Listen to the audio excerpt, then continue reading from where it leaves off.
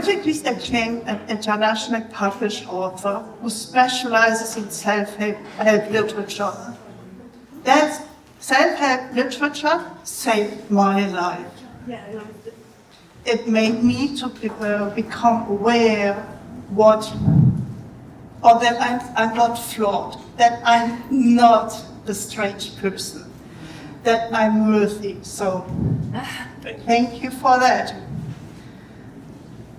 Recipient of the Preside Award.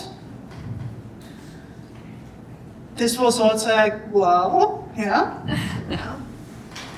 And his expertise lies in guiding individuals to embark on introspective journey of identifying their true identity. That's what it is about here. Authenticity today, transformation. So we have the master on the stage. Yes, thank you. Can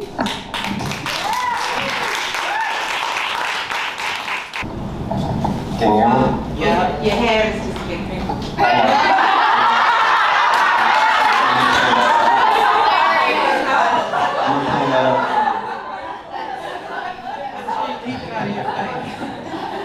No, get it out.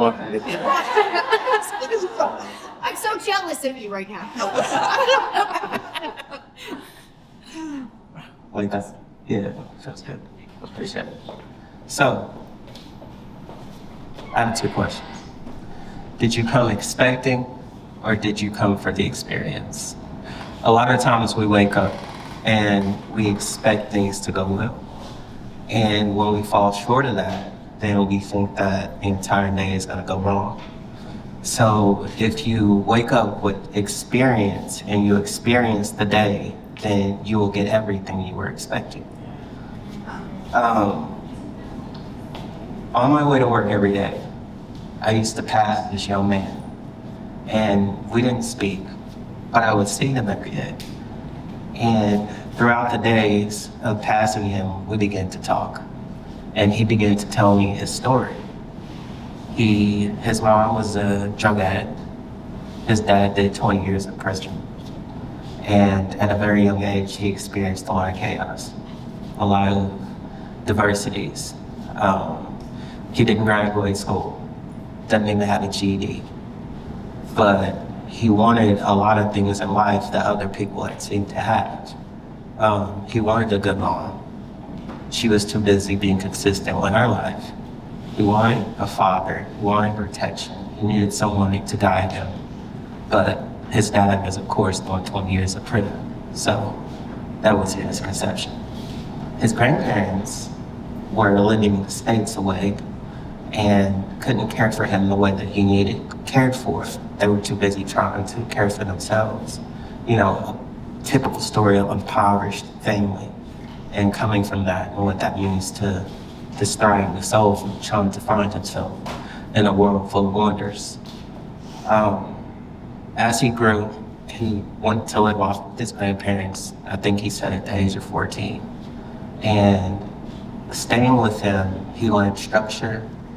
He learned what being humble looked like.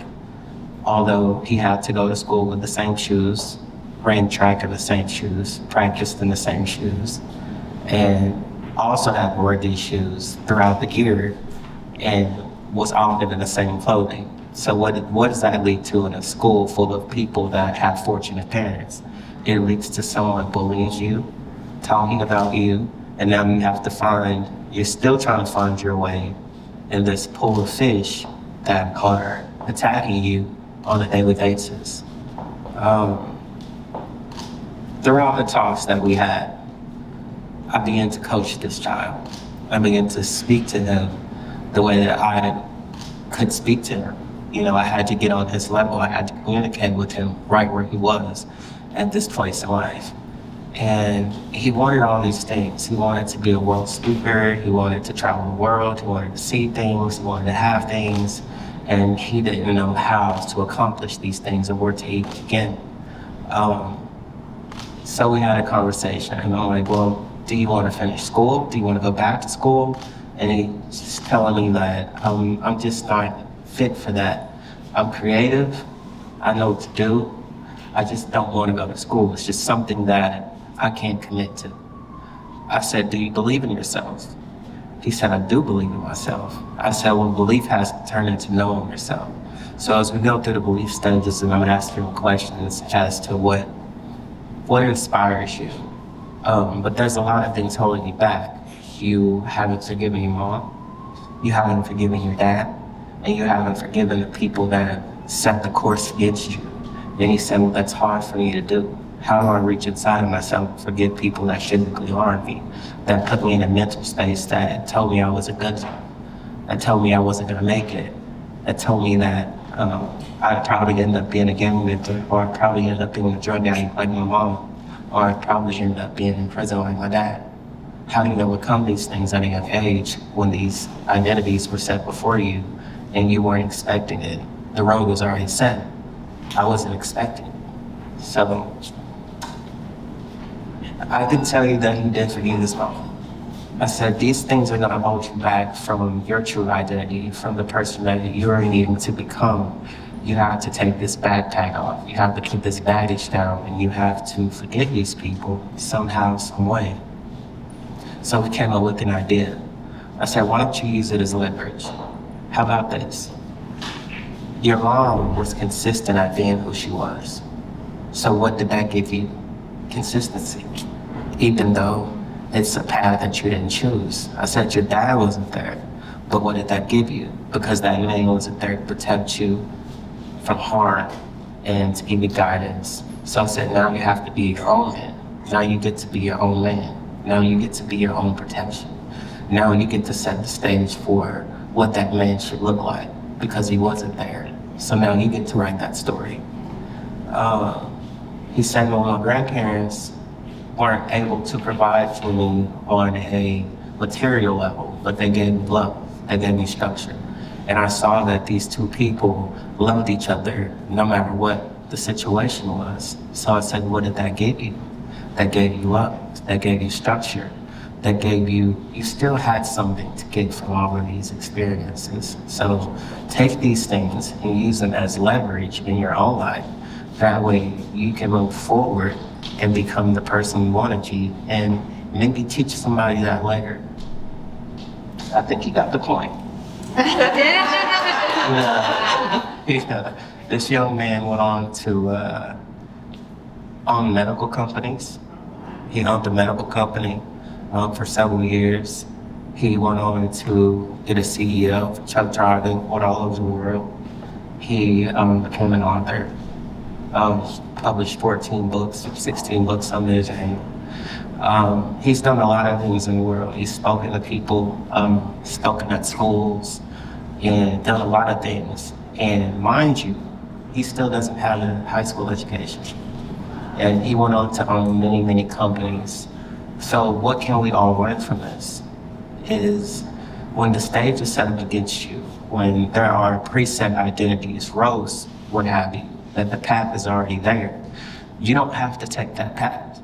And if there are people that are surrounding you that have poured into you the wrong way, or bullied you, or told you you weren't good enough, use that as leverage. Take that pain and turn it into passion. Turn it into passion. Walk that road, stomp on that road. I like to shove it down their throats. Right. But with that being said, I wrote a quote along, and it goes, generations. It will teach your children what your grandmother taught your mama if you don't change your mind. Simply, if you keep repeating the pattern will keep repeating itself, and you're gonna get the same result regardless. So if you are the black sheep of your family, that's on purpose. And you don't need to look at that as if you're being singled out, but you are being singled out. But you're going to be the one to break all those spells that are set over your family. You're going to be the one to stand out and to create a new path for the people that are coming behind you, because you're not willing to fall in line with what was. And a lot of us are born into those families where we're contradicted of everything that they want us to be. And I just think you need to stand up and take what was given to you and follow that road. Anyway, okay, on the child, right? You're probably wondering where he is today in his life. Well, he happens to be standing right in front of you.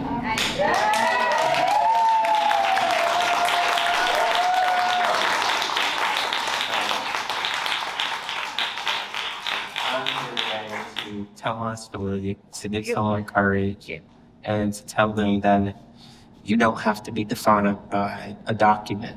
I remember back in 2011, I had a best friend who was a pharmaceutical rep, and I would often see my success through other people. And I wanted to be successful in every area of my life, but he was like, you know what, Al, you're gonna need a high school diploma first. Then you're gonna need a 4-year bachelor's degree to become a pharmaceutical rep. He's making 6 figures, and I'm like, wait, man, I need that too. So he told me that I couldn't get it. So I went and I created the company West Medical Group, and I became my own company. And then I went back in and I picked up all the doctors he had.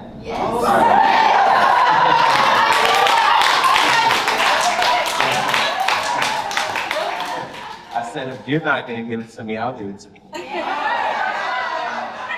I was fortunate enough to own companies, and then I got bored with it. I sold the company. I went got my CEO. I've traveled all over the world, got bored with it. I naturally write every day, even if it's just my thoughts in my journal. I naturally write, so I thought, why not become an author? And now I've published 14 books worldwide.